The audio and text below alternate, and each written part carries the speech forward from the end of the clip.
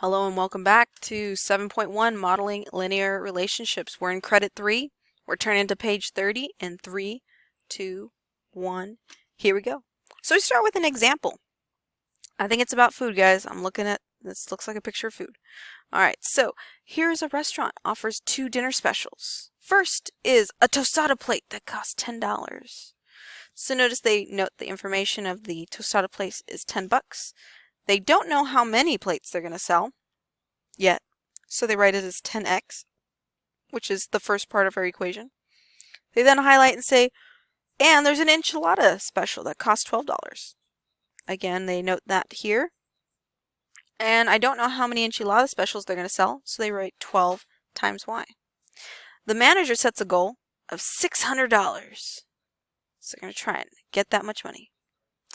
Write and graph a linear equation that describes the problem. Use that graph to find out how many enchilada specials the restaurant must sell to get 30 tostada plates sold, while still meeting their goal, by the way.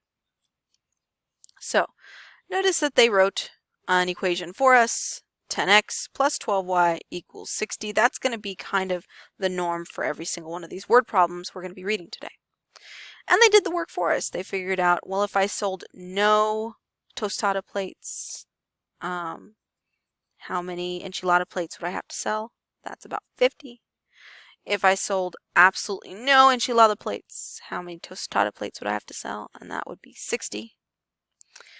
And then, of course, they draw a line, and we see that if I sold 30 tostada plates, which is right here, that's about estimated about 25 enchilada plates. So in the blank, the space that's on that page, go ahead and write in 25.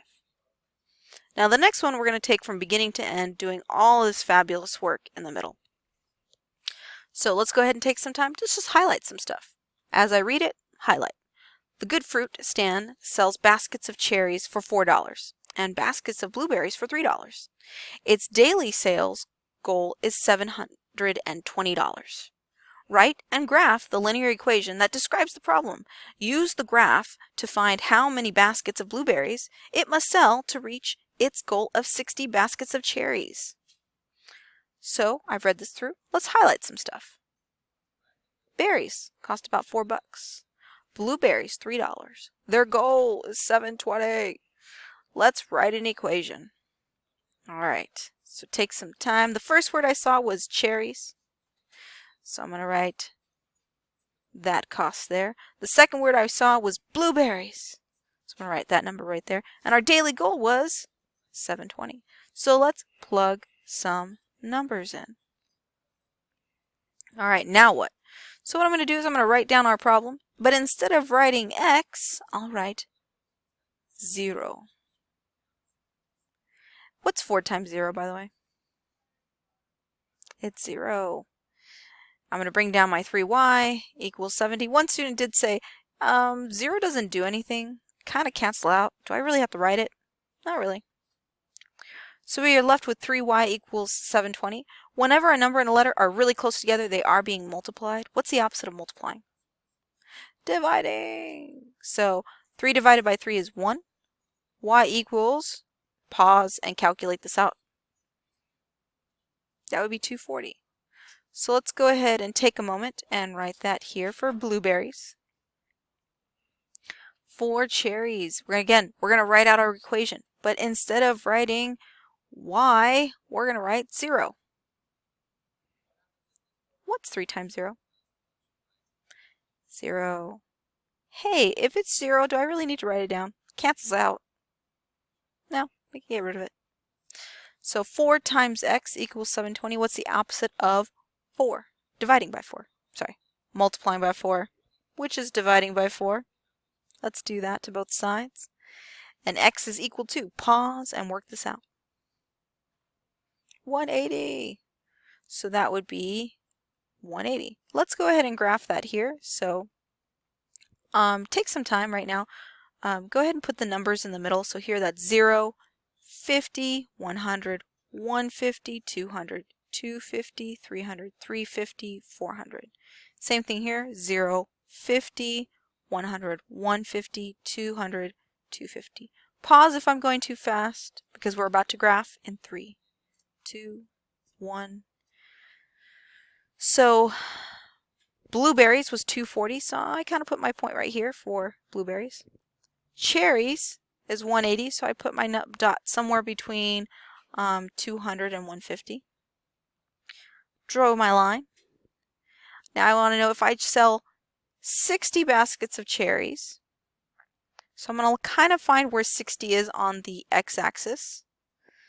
I think it's kind of somewhere there. I'm going to draw a line going up, up, up, up, up, and then going sideways. About what number would you say that would be, estimated wise?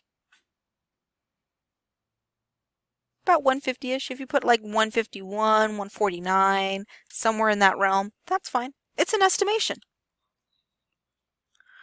All right, for this next one, I'm going to read it out loud. Be ready to highlight. The members of a wheelchair basketball league are playing a benefit game to meet their fundraising goal of $900. Tickets are $15 a piece and snacks are $16. Write and graph the linear equation that describes the problem. Label the axes appropriately and use the graph to find how many snacks the league must sell to reach its goal of 50 tickets sold. So I'm going to highlight some stuff. There's tickets, there's snacks, and there's a goal. So let's write our equation out. I'm going to highlight some color coding for you.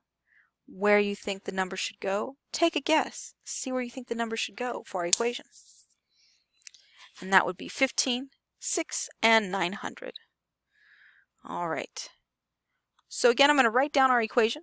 Instead of writing x, I'll write 0. What's 15 times 0? 0. Which do I really have to write that? No. So I'm left with 6y equals 900.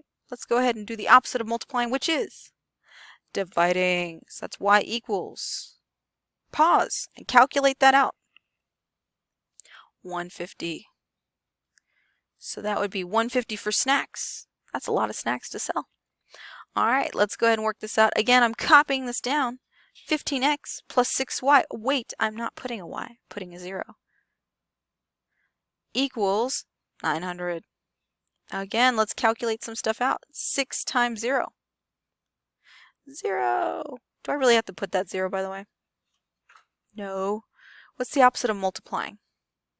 Dividing. And we're going to divide both sides by 15 to get rid of that number next to x.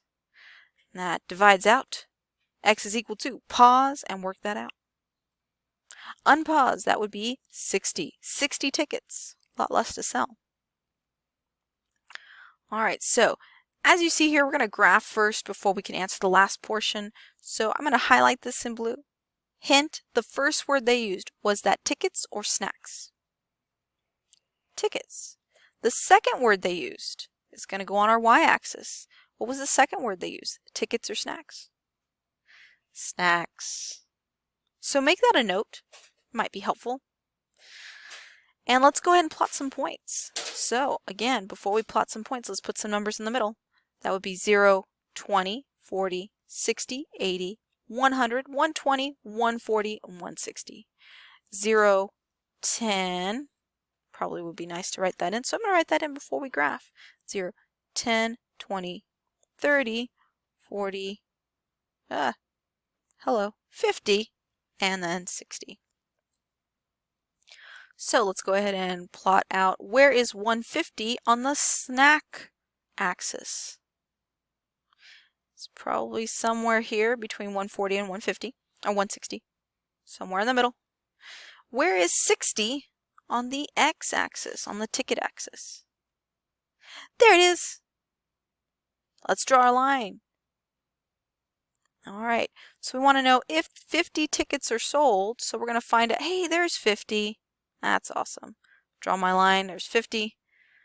Then I'll draw my line all the way to the edge. Go ahead and make your estimation what you think is between 20 and 40. A lot of estimates, a lot of opinions out there, but somewhere in the 30 range. So if you put 29, 30, 31, somewhere in that range, that is an acceptable answer.